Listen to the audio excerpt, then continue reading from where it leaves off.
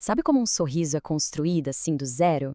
E mais, como essa arquitetura que a gente nem vê impacta algo tão básico como a nossa fala? É isso que a gente vai ver agora. Vamos mergulhar nessa jornada da formação dos dentes e descobrir por que entender esse processo todo é, olha, crucial para a fonoaudiologia. Então vamos lá para o comecinho de tudo.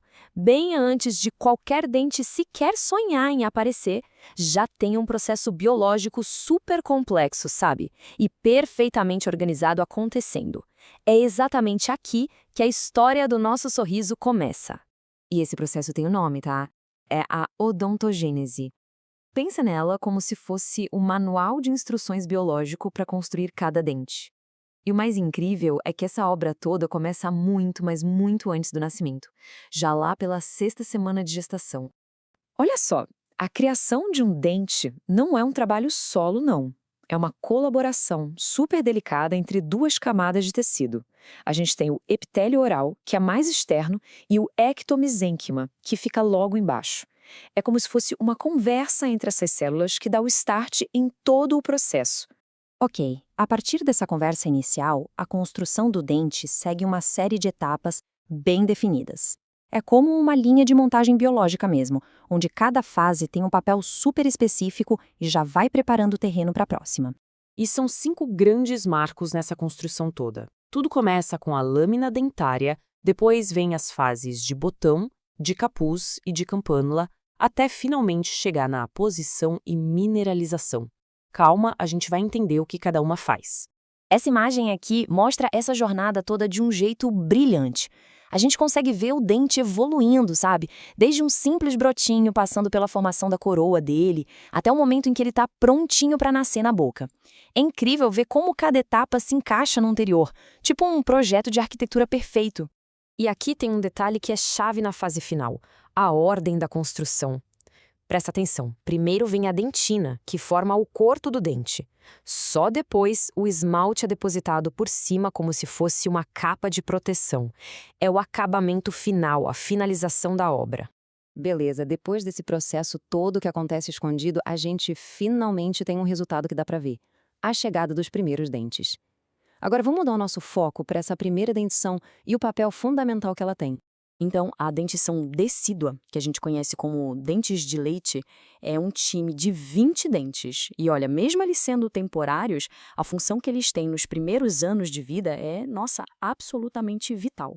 O nascimento desses dentes é um marco funcional gigantesco para a criança. É isso que permite a transição da sucção, do mamar, para a mastigação de verdade. Muda completamente o jeito de se alimentar e de desenvolver toda a musculatura da boca. E é aqui, exatamente aqui, que a gente conecta toda essa biologia com a fonoaudiologia.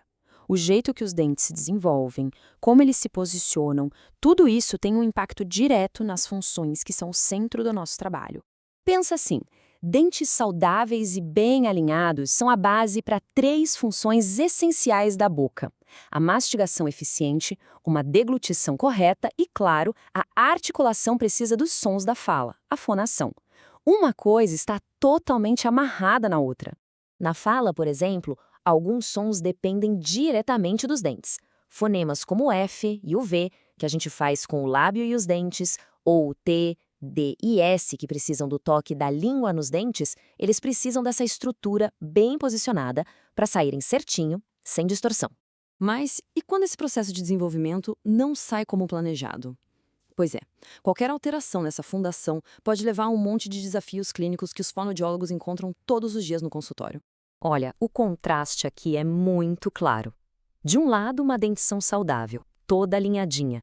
Do outro, uma mordida aberta anterior, onde os dentes da frente nem se tocam. Essa alteração na estrutura, que a gente chama de maloclusão, impacta de frente a mastigação, a deglutição e a fala. E problemas com essa mordida aberta, muitas vezes, são causados por hábitos que se prolongam por muito tempo. O uso de chupeta por tempo demais, chupar o dedo, ou até mesmo um padrão de respirar pela boca, sabe? Tudo isso pode alterar o equilíbrio dos músculos e acabar deformando a arcada dentária que está ali em pleno desenvolvimento.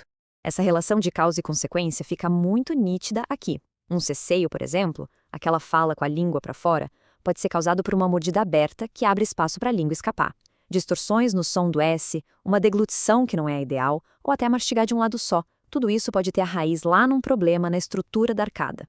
E isso tudo nos leva a uma reflexão final que amarra tudo que a gente viu. Pensa comigo. Se a fundação, ou seja, a estrutura dos dentes, tem falhas, como é que a função, seja mastigar, engolir ou falar, pode ser perfeita? Fica muito claro, né? A conexão entre a forma e a função na nossa boca é inseparável.